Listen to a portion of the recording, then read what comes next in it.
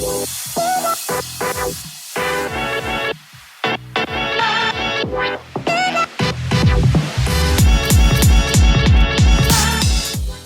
thanks for taking the time to listen to this podcast. This is episode number 1. That's right, the very first episode of In Bed with John Rotellini. I'm John Rotellini, and over the course of this, and hopefully many more episodes, I'll be joined by some really great guests. We'll get comfortable and have some nonchalant conversations about anything and everything. Now, apart from this being the inaugural episode, it's also special because I happen to be on location today, visiting Vinny Grosso in his home. Today's guest on In Bed with John Rotellini is a man of many talents and many hats. You may have seen him on network television on Penn Teller's Fool Us, as he fooled Penn Teller not once but twice on the CW network, on season 12 of America's Got Talent, as well as his touring work around the country and abroad. With me today is Vinny Grosso. Vinny, thanks for joining me on the podcast. I'm glad to be here. I just want to reiterate that I am not actually in bed with John Rotellini. It's a state of mind more than a place of being. I say that as we drink a couple of lovely glasses of white wine in Vinny's freshly manicured home. And if you hear that in the background, I'm not sure if they're picking up my dog drinking water. That's all right. It's not either one of us drinking wine. That is a dog drinking water. That's a new game, Mystery Sounds. Tweet us with the background noise guesses, and you might win a prize. We will pause for a moment. We should have done that and just put the mic up to him and see if they could tell what it was. A sleepy puppy now makes his way back to his couch. He might not even make it up on the couch now. He's going to crash right on the rug. Yep, he's done. That is A-okay. Well, Vinny, you and I go back a little ways, but for the sake of those getting to know you for the first time today, walk me through a little bit about your story. How did, apart from, for those of you that aren't aware, Vinny is a very, very accomplished magician.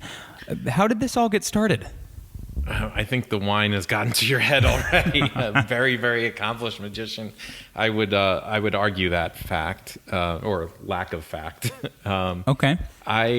But as far as how I progressed as a magician, so if memory serves me correct, if I know the origin story well enough, you started off, university was Villanova, where you majored in engineering.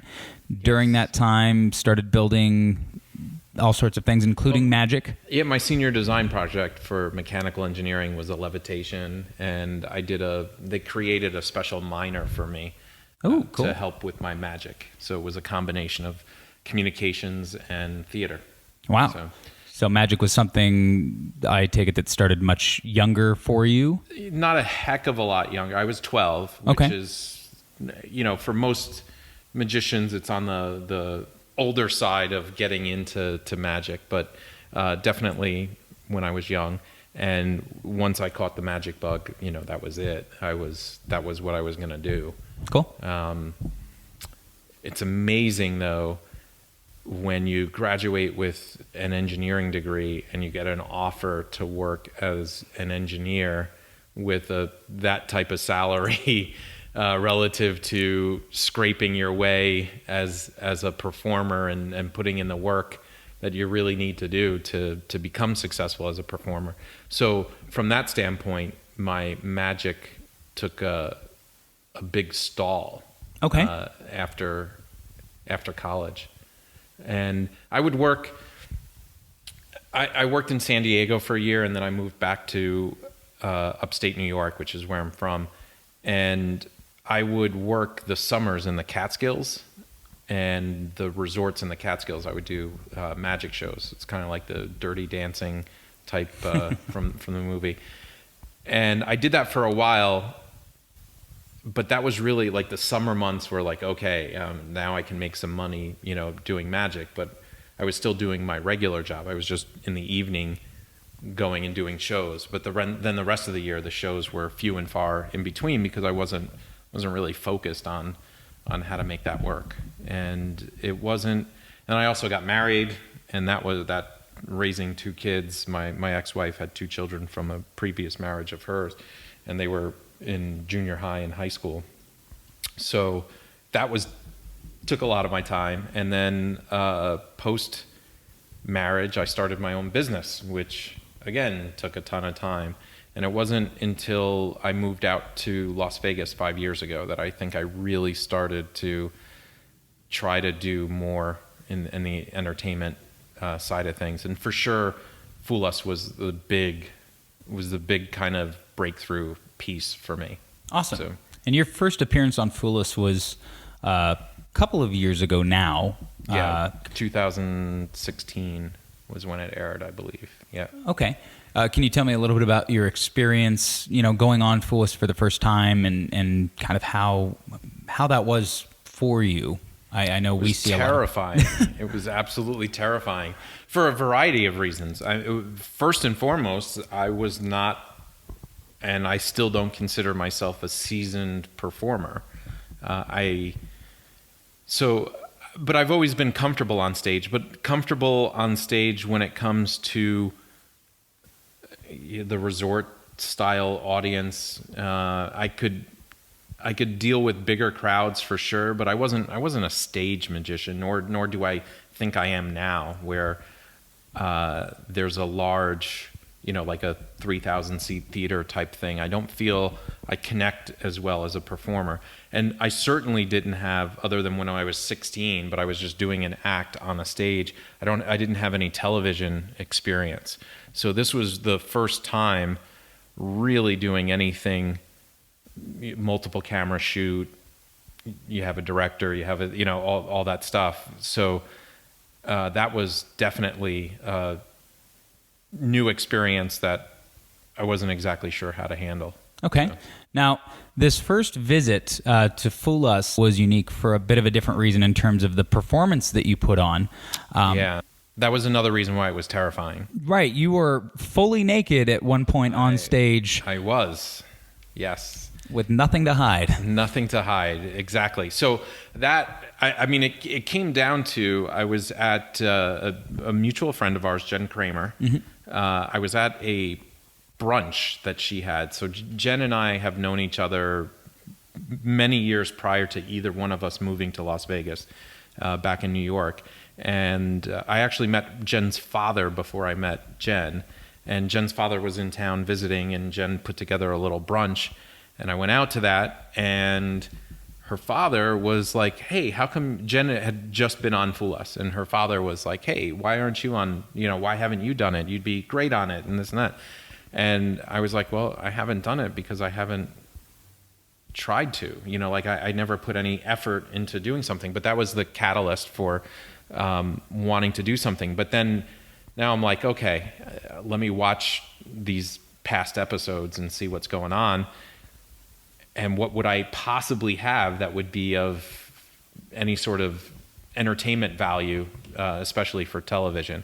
And there was one routine that I did that I thought was good, and that was tasting a card that was unique to me and got a great reaction. I had done it at a magic convention called Vectors, which is a close-up convention for magicians. And it went over really well there. But I knew the method was not going to even come close to fooling Penn and Teller. So in the process of trying to find a method that would have a chance at deceiving them is when I thought of the first time I ever saw Penn and Teller when I was young. They ended their show with a routine where they got naked. So this was over 20 years ago, or close to 20 years ago. And it was a routine that the premise of it, and they allude to it in my appearance on Fool Us. They talk a little bit about it, but it was absolutely the inspiration for me getting naked on television was as an homage to them. But they would say, most magicians when they perform, they're pulling, if they're making something appear, it's coming out of their jacket or up their sleeve, all this other stuff. So we're going to show you that we're not doing any of that. And they had two volunteers come up from the audience. Penn and Teller were on, stage right and stage left, opposite sides of the stage. They had a little privacy screen type thing, like the trifold screens that you sometimes see, and they both stripped down naked with a person from the audience verifying that they were indeed naked, and the reactions of the folks were great. It was fantastic. And then they both put on a t-shirt that was examined by that person, and the t-shirt was just long enough to cover everything. And they then got on this platform and just started to produce item after item after item, and it ended in just covered in blood everywhere. And then they would walk out into the lobby and do their meet and greet like they always do, in these bloody t-shirts with nothing on underneath. So oh wow, yeah, so that's how that came about. That's how I thought of that to do. And when I submitted, I didn't get accepted right away, because the first time I did the routine, it was really long. It was not in the right sequence of things, and it wasn't going to be good television. But the producers contacted me and said, "We like where you're going here, but we have some suggestions." And at that time, everything that they had suggested, I had gone through with other people, and we had come to the same conclusions. So I was already working on in my mind how I would do it, and I was able to submit. They were like, "That's great that you agree with us, but we need to see a video for you to do it." So I was able to, within 2 days, film a new video of the new routine and get on the show. And then as soon as I submitted that, they're like, "Great, you're in." Wow. So now, without ruining the episode, but it's been around for a couple of years now, so people have had a little time to find out. And I've done it on 2 other TV shows now too. So for Fool Us, though, you do end up fooling Penn and Teller, which has got to feel pretty cool. But you're also joined on stage by Carrot Top. Carrot Top. Yeah. So you have Carrot Top join you on stage. Had he been briefed on everything that was about to happen, or is this all? Not at all. So the way that happened is I was on season 3 of Penn and Teller Fool Us. Mm-hmm. Season 1 and season 2 were hosted by Jonathan Ross. And I assumed that he was going to be the host of the show. And I did the routine thinking that I would use the host, Jonathan Ross, as my volunteer, and it would be a nice little routine that way. They switched hosts that year to Allison Hannigan. And the thing that I didn't, with the whole getting naked, it's as Penn says in his response to me, it's very well justified. I wasn't getting naked. Yes, there is the shock factor, and certainly, regardless of who's up there, there's a level of what I guess you would say sexual tension. But it was never to be about one of my pet peeves with magicians, especially male magicians, is getting a female on stage and being flirtatious with that female when they're just like forcing that flirtation on that female. So I did not want any sort of, I don't even know how to express it, but I think you understand what I'm trying to say. You didn't want that dynamic between her and you. Not at all. With anyone. Like I just didn't want it to be about that. It was matter of fact. I needed to remove my clothes to show that I was not wearing a wire, like a signaling device on me. So it was under that premise, and it wasn't under any sort of premise. And I mean, if this is a podcast, so people can't see me, but if they could see me, they would understand that if I'm trying to impress a woman, it is not going to be by taking my clothes off. It would be by some other means. So getting back to the question about Carrot Top, when we rehearsed this, the way Fool Us works is you sit in a room with the producers and the props guy, the director, and one of the writers, and you do your routine, and also the magic consultants. And you do your routine as a rehearsal, and they kind of get an idea of how, what they want to do. You get some really good notes from everyone. And then you do, a couple days later, the day that you're shooting, you actually do a rehearsal on stage for blocking and all of that you do with stand-ins for Penn and Teller and stand-in for Allison, but just so they can get lighting and all of that stuff set. When I did the first rehearsal with the producers, I used an associate producer to pretend to be Allison, this poor lady. I'm friends with her now, but I have definitely caused some visual mental damage in her life. But so she sat in to pretend to be Allison. And when we did the routine, it was clear to all of us that we were not going to use Allison for that. And we had made the decision I was just going to get a male from the audience to come up and be a volunteer. And then the producers were talking a little bit, and they're like, we don't know. We'd love to get Carrot Top into the show, into Fool Us this season. We're not sure exactly how and when we can use him, but I think he might be a great person as a volunteer for this. And I agreed. And they said, so, okay, we're not sure, but we may or may not get him. And then I did not know. I had planned it both ways in my head leading up. After that rehearsal, you have 2 days before the actual, or at least I did in that case, before I was actually performing. So on my way walking to the stage for my rehearsal, I was with the producers. I was like, did we get Carrot Top or not? And they're like, yes. How do you want to introduce him? How do you want to get him from the audience? And I was like, no, I do not want to do that. I mean, that's another thing that I can't stand is that you go out, and you're like, I need a random volunteer from the audience. You, sir, with the crazy red hair, would you? I mean, it's so contrived. I was like, we're obviously working with him, so I want to introduce him, and I tried to do it in a humorous way. Okay. With that, so that's how. But he was not prepped in any way, shape, or form of anything that was going on. Wow. Yeah.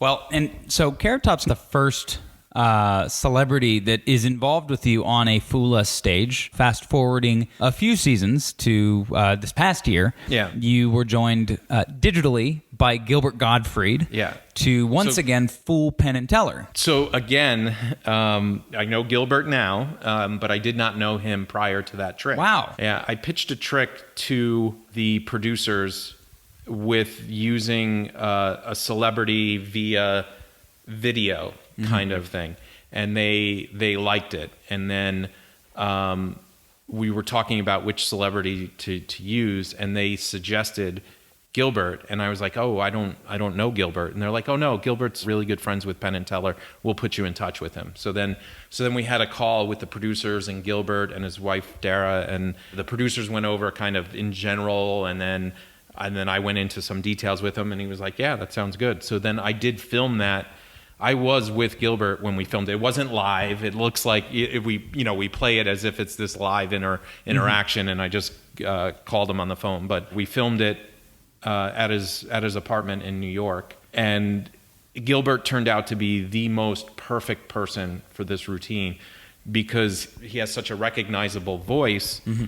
It allowed us to do this main joke of the blurring, which led to, well, why would we blur him? Oh, he stole this trick, and now we're going through. So the trick that I had in mind was similar for whatever celebrity we would use, but with Gilbert, it allowed us to take it to a whole new level that I was just thrilled with. And that was actually my friend Nick Lang. It was his idea with the blurring, which was just, if you watch the routine, I think you'll find that funny. Moving back, you also had an appearance on season 12 of America's Got Talent. Was that something that was just a reach out from your part to them, or did they seek you out? And how was your experience there? So the first Fool Us appearance, when I did the naked routine, I was in California at a friend's house for a viewing party. My family was all in New York, and they were watching it 3 hours ahead. So I actually watched it on FaceTime with them,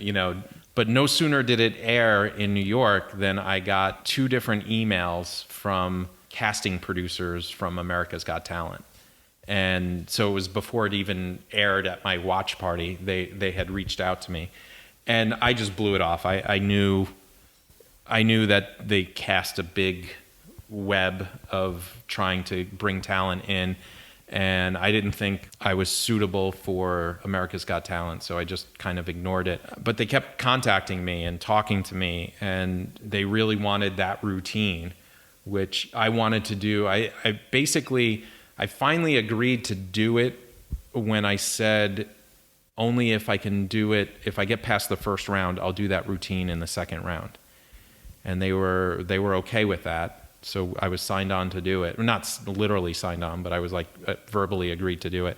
And then they wanted video of routines that I would do in the first round. And oddly, they didn't accept anything that I submitted to them. So it went back to, no, we really think you need to do this in the first round. And I thought about it because I had no idea because it's a naked routine. I mean, I know it went over well on Fool Us, but are they looking to make me look like an idiot, or do they really believe in this, that this could be a good routine for them, etc. And then I was like, well, I wrote this book a while back and I had just updated it after the Fool Us appearance, and I like to do a talk about the book, and it's called Exposed and Fearless, which had nothing to do with my appearance on Fool Us. It just coincidentally sounds like it was all thought out and planned, but I'm not that smart. But I have footage of Fool Us, which is really good footage. Like they are very complimentary and things go very well. So in my mind, and also talking with another friend of mine, magician Brian South. Well, he's more of a businessman, Brian South, but he said, look, if it goes incredibly well, you just did really well on America's Got Talent. That's great. If it goes incredibly bad, you have footage that you can then put up against my footage of Fool Us when I give this talk. So it can show how things can go good and how things can go poorly, etc. And either way, you win. The only way you don't win is if you're mediocrely good or mediocrely bad. So I was like, all right, I'll do it. And I did it the first round, and I stepped out on that stage not knowing whether I was being set up to look like an idiot or if it was going to go well. But if it was going to start to go south, I was going to make it go deep south. I was ready to just not care how crater it. Yeah, exactly. But it went really, really well. And I got all yes votes from all the judges.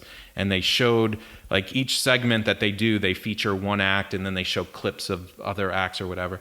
And my act was featured. They showed the entire act and the votes and all of that. But even when it had aired, I already knew that was all I was going to do. So apart from your time in TV, you've also, on a magic note, been involved behind the curtain. Yeah. And you've had a really cool role as the former president of the Society of American Magicians, which for listeners new to the world of magic, it is very much kind of like Hogwarts, so to speak. We have some unions all over the world comprised of different men and women, young men and young women that get into magic and have these great relationships with people. I would argue the young men and young women. Most of our membership in any of these magic organizations are older, and that's something that we struggle with because of an organization by its nature is old technology. Okay. So that's the struggle with every organization, and not just magic organizations, is how do you entice the younger folks to become a part of it? So what are you offering, or what is your objective? How does it help the younger generation? But yes, we say, and this is how we introduce the Society of American Magicians, we say it is the oldest and most prestigious magic organization in the world. And we say that because every organization has their tagline as to why they're the best. Some will say we have the most members, others say they're the most exclusive, and etc. We're the oldest, which is, you can't argue that. That's a pure fact. Established in 1902, it is the oldest magic organization that is still running right now in the world. And then we say we're the most prestigious, and the reason why we say that is the past presidents of the organization read like a who's who in the history of magic. From Harry Houdini was the most prominent. He was president for 9 years to his death. And then Howard Thurston was a president. Cardini was a president. These are all names in the magic world where you'd be like, oh, okay. And then we also, our deans, Harry Keller was a dean of the SAM. Jay Marshall was a dean of the SAM. But when I was president and would speak and I would talk about all the different people that were presidents, and then I'd end it with, and today they'd let anybody be president, which is why I was able to have that position. So, yeah, but it was a phenomenal experience. It allowed me to meet people that I don't think I would have ever had the opportunity to meet and get to know if it weren't for doing work in that capacity. Awesome. Well, and you bring up a good point that, SAM, same with other magic institutions may have a problem getting younger members. Yeah. It seems that over the last decade, there's been kind of a renaissance in both a good way as well as sometimes in a bad way of magic being more available to people than ever, especially with YouTube channels and online downloads and various websites. Do you find that is, more of a permanent direction for magic to go in, or is there a way that magic organizations can use those tools to their advantage to connect with a more digital generation? It's definitely the road. Who are you or I to say what is going to be a popular means of socializing electronically in 5 years from now? There's no way you can have a comfortable feeling of that prediction just because of the way that we're on the upswing of the exponential curve of advancement in technology.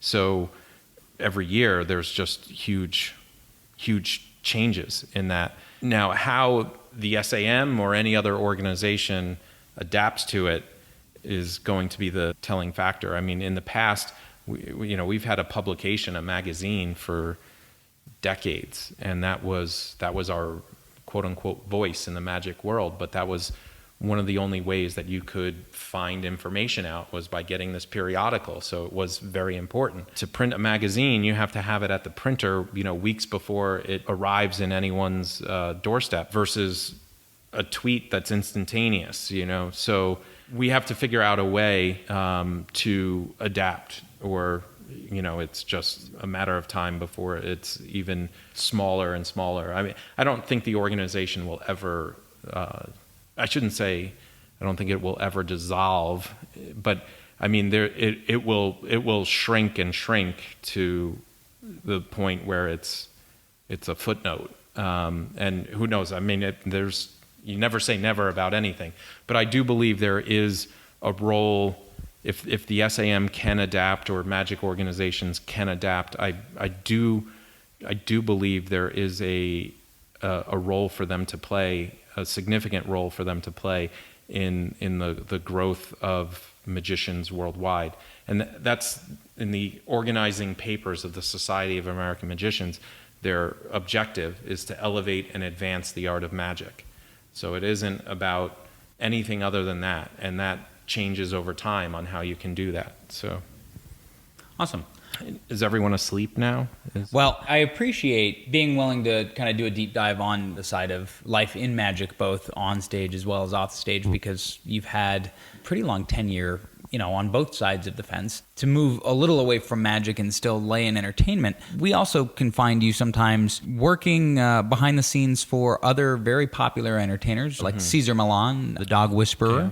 Are there any particular times in your career, whether it's on stage or off stage, that really struck a chord with you, or where you have, kind of a eureka moment of, hey, this is really special? I'm sure Fool Us is one of those times. Yeah, I had the privilege of working on some shows with Mel Brooks, which were incredibly, incredibly special, just because of what he has contributed to the world of movies and comedy. Of course. And he's just a phenomenal human being. So I point that one out, but with each person that I've been able to work on the road with, I think I've had certainly moments of that kind of awe. And that also is why I wrote the book that I wrote, The Exposed and Fearless, where I talk about several of the folks, Cesar Millan being one of them, and Colin Mockery and Brad Sherwood from Whose Line, as they're another one. David Copperfield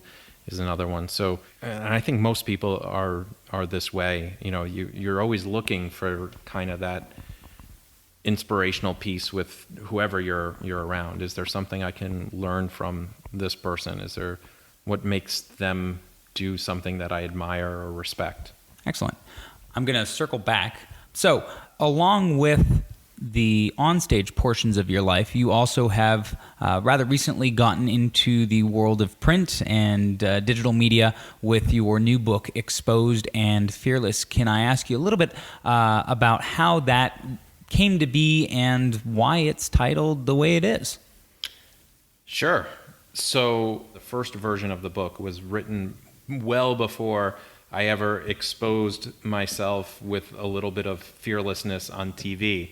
So it came about from working with a lot of these celebrities and meeting, magicians of great accomplishment and wanting to know how they did it. And I had a different perspective than most people had of them, being either very good friends with them or just spending time on the road with them, etc. So I thought exposed is a good word in the title because I am exposing in a couple of ways. One, I'm introducing you to people that you may not know of, but the people that I am talking about that you do know of, I'm exposing a side of them that I can almost assure you do not know. And then in doing all of that, I found out how much fear played a role in them accomplishing what they've been able to accomplish, and not in the way that most people think. Most people think, oh, you have to be fearless. It's not the case at all. You have to have some fear. It's the fear that motivates them. It's just not an overwhelming amount of fear to prevent them. So I wrote the book back in, I think the first edition was in 2013 or 2014, somewhere in that area. And then I did another edition of the book after I did my first Fool Us appearance.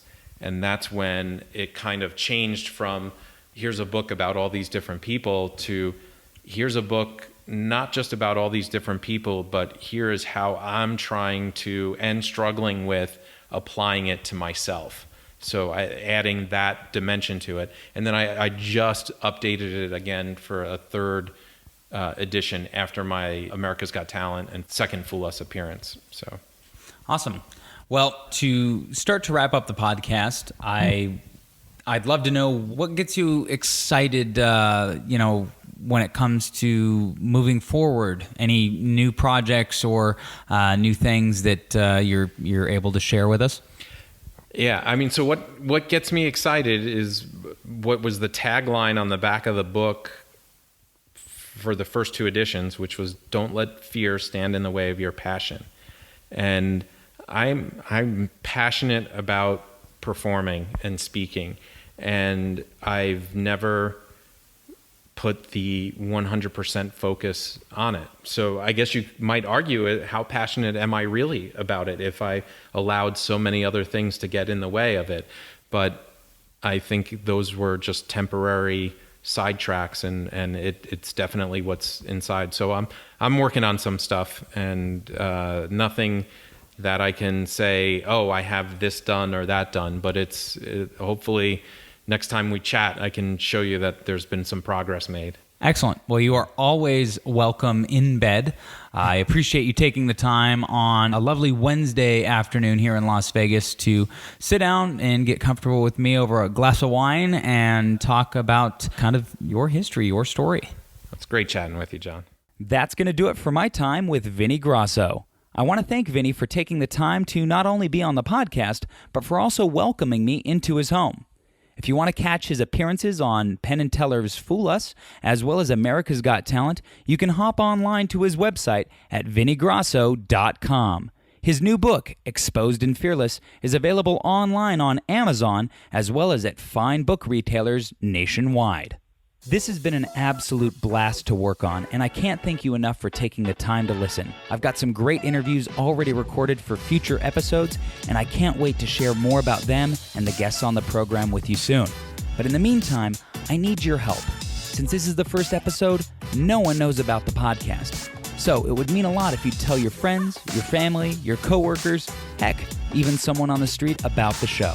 You can get involved in the conversation online by searching for #JohnInBed, visiting us on our website at johninbed.com, or by searching for John in Bed on your favorite social media channels.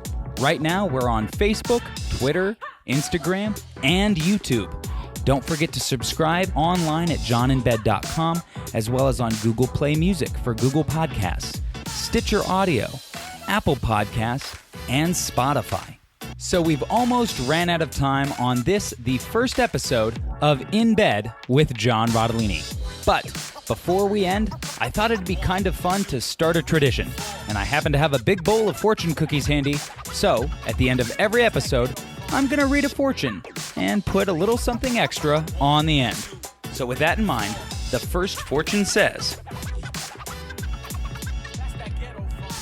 you have the ability to sense and know higher truth. In bed. See you around.